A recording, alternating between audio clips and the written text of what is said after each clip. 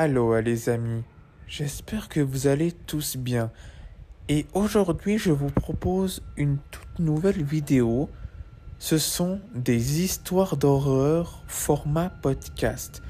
Vous pouvez l'emmener partout où vous voulez, soit regarder les images ou simplement l'écouter en fermant les yeux.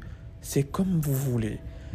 Aujourd'hui je vous partage 3 histoires complètement terrifiantes qui m'ont mis les frissons dans le dos. Si ce genre de contenu peut vous plaire, n'hésitez pas de liker et partager et de vous abonner et activer la cloche bien sûr pour ne louper aucune vidéo qui sortira sur la chaîne. Je ne vous laisse pas attendre plus longtemps, place à la vidéo. Allez, c'est parti. Cela fait quelques années maintenant que je travaille en tant qu'agent de recherche et sauvetage en forêt. J'ai donc vu et vécu beaucoup de choses qui vont assurément vous intéresser. Je suis plutôt doué pour retrouver des personnes disparues. La plupart du temps, elles se perdent en dehors des sentiers balisés, ou bien trébuchent en bas de petites falaises, sans pouvoir retrouver leur chemin.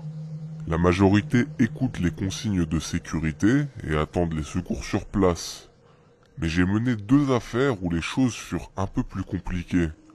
Les 2 me hantent constamment et je m'en sers de motivation pour mener plus efficacement mes nouvelles affaires de personnes portées disparues. La première de ces affaires concernait un petit enfant qui était parti cueillir des baies avec ses parents. Il était avec sa sœur et ils disparurent tous 2 au même moment. Ils étaient sortis du champ de vision de leurs parents pendant quelques secondes, et ces quelques secondes suffirent à les faire disparaître tous les 2. Les parents, incapables de les retrouver, nous ont rapidement appelés. Alors nous les avons rejoints pour fouiller la zone. Nous avions retrouvé leur fille très rapidement, et lorsque nous demandâmes où était passé son frère, elle répondit qu'il avait été emporté par l'homme-ours. Selon elle, l'homme-ours lui donna des baies et lui dit de rester calme, qu'il voulait simplement jouer avec son frère un petit moment. La dernière fois qu'elle aperçut son frère, c'était lorsqu'il était sur les épaules de l'homme-ours. Et il semblait calme. Bien sûr, nous avons immédiatement pensé à un enlèvement, mais nous n'avons jamais trouvé la moindre trace de la présence d'un autre être humain dans la zone. Et la petite fille insista sur le fait qu'il ne s'agissait pas d'un homme normal. Il était grand et recouvert de poils, comme un ours, et il avait un visage étrange. Nous avons mené des battues pendant des semaines, en ratissant sans cesse, et c'était l'une de mes plus longues recherches. Mais nous n'avons jamais retrouvé la moindre trace du garçon. La seconde affaire concernait une jeune femme qui randonnait avec sa mère et son grand-père. Selon sa mère, elle avait escaladé un arbre afin d'avoir une meilleure vue sur les environs, mais elle n'en était jamais redescendue. Ils avaient attendu au pied de l'arbre pendant des heures à l'appeler sans cesse, avant de finalement nous contacter. À nouveau, nous avons fouillé partout, sans trouver la moindre trace de sa présence. Je n'ai pas la moindre idée de comment elle aurait pu disparaître, car ni sa mère ni son grand-père ne l'avaient vue descendre. L'une des affaires les plus effrayantes qui me soit arrivée concernait la recherche d'une jeune femme qui avait été séparée de son groupe de randonnée. Nous la cherchions jusqu'à tard dans la nuit parce que les chiens avaient détecté sa trace. Quand nous l'avons finalement retrouvée, elle était recroquevillée sous une grande bûche de bois pourri. Ses chaussures et son sac étaient manquants et elle était en état de choc. Elle n'avait aucune blessure et nous étions parvenus à la faire parler sur le chemin du retour à notre base. Le long du chemin, elle n'arrêtait pas de se retourner et de regarder derrière nous, en demandant pourquoi ce grand homme aux yeux noirs nous suivait. Nous n'avions vu personne, alors nous estimions qu'il s'agissait sans doute d'un symptôme lié à son choc. Mais plus nous approchions de la base, plus la jeune femme devenait agitée. Elle n'arrêtait pas de me demander de lui dire qu'il devait arrêter de grimacer en la regardant. Elle scandait que non, elle n'irait pas avec lui, et qu'elle ne nous livrerait pas non plus à lui. Nous étions finalement parvenus à la faire avancer à nouveau, mais c'est alors que les bruits étranges commencèrent tout autour de nous. C'était presque comme des quintes de toux, mais de façon rythmée et plus profonde. C'était presque comme des bruits d'insectes. En arrivant dans la zone de la base, la femme s'est tournée vers moi, les yeux si écarquillés qu'on l'aurait dit habité par quelque chose. Elle toucha mon épaule et me dit qu'il lui avait demandé de me dire d'accélérer, car il n'aimait pas voir la cicatrice sur ma nuque. J'ai une petite cicatrice à la base de mon cou, bien cachée sous mon collier, et je n'ai aucune idée de comment cette femme a pu la voir. Juste après qu'elle ait fini de parler, j'ai entendu la toux au creux de mon oreille, et j'ai tressailli, frappé par la peur. Je l'ai rapidement menée à la base, en essayant de contenir ma peur, mais je dois dire que j'ai été très heureux de finalement quitter la zone ce soir-là.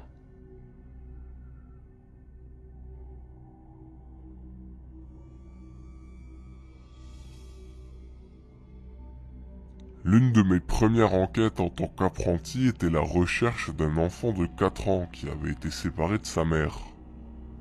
C'était l'une de ces affaires où je savais pertinemment que nous allions le trouver, car les chiens étaient sur une piste très concluante et nous avions pu relever des indices explicites de sa présence dans la zone.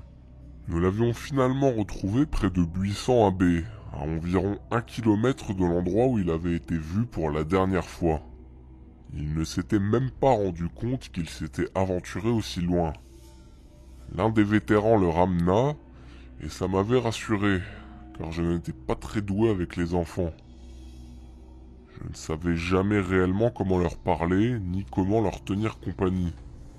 Alors que ma formatrice et moi étions sur le chemin du retour, elle décida de me faire un détour afin de me montrer l'un des coins fréquents où nous retrouvions des personnes disparues. C'était une descente naturelle, toute proche d'un sentier très fréquenté. Et les gens empruntaient généralement la descente car c'était bien plus simple que de contourner. Nous entamions notre marche vers cet endroit. Il y en avait pour une bonne heure car c'était à quelques kilomètres de distance. En chemin, ma formatrice me montrait du doigt les environs où elle avait déjà secouru des disparus. Et pendant qu'elle parlait, j'aperçus quelque chose à l'horizon. Ce qu'il faut savoir, c'est que cette zone se situe à une dizaine de kilomètres du parking principal, même s'il y avait des chemins plus simples si l'on ne souhaitait pas s'aventurer aussi loin. Mais nous étions dans une zone protégée, ce qui voulait dire qu'il n'y avait aucune exploitation commerciale ou résidentielle ici, ni aucun travaux. On croisait plus facilement des feux de forêt, voire même des SDF, plutôt qu'une quelconque activité humaine réelle. Mais alors, qu'est-ce que je voyais à l'horizon? Ça ne ressemblait pas à un abri, et d'ici, je remarquais que les bords étaient droits. De toute évidence, ça n'était pas quelque chose de naturel. La nature produit rarement des lignes droites. J'ai pointé du doigt la structure lointaine à ma formatrice, qui l'a fixée quelques instants sans dire un mot. Elle m'a simplement laissé m'approcher toujours plus. Et voilà que je m'étais approché suffisamment près pour identifier la structure. Et à sa vue, tous mes poils s'hérissèrent.